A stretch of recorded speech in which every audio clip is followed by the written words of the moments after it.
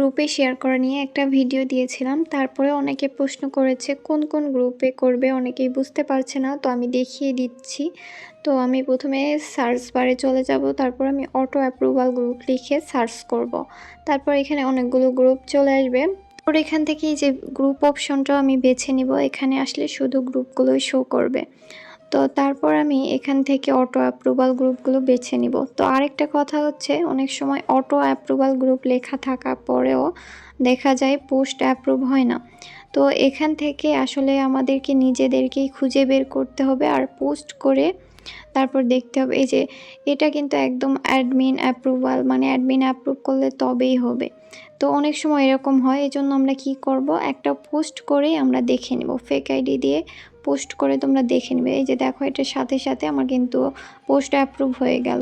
এই ধরনের পোস্ট করে করে তোমরা চেক করবা। এটা আসলে আমার পোস্ট যেটাতে অ্যাপ্রুভ হয়, তোমার পোস্ট নাও অ্যাপ্রুভ হতে পারে।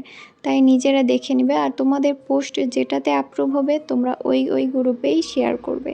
তারপরেও অনেকের মনে প্রশ্ন, আমি কোন গ্রুপে শেয়ার করি, তাদের উদ্দেশ্যে কিছু গ্রুপের স্ক্রিনশট আমি তুলে ধরলাম। তোমরা চাইলে এখান থেকে স্ক্রিনশট নিয়ে রাখতে পারো।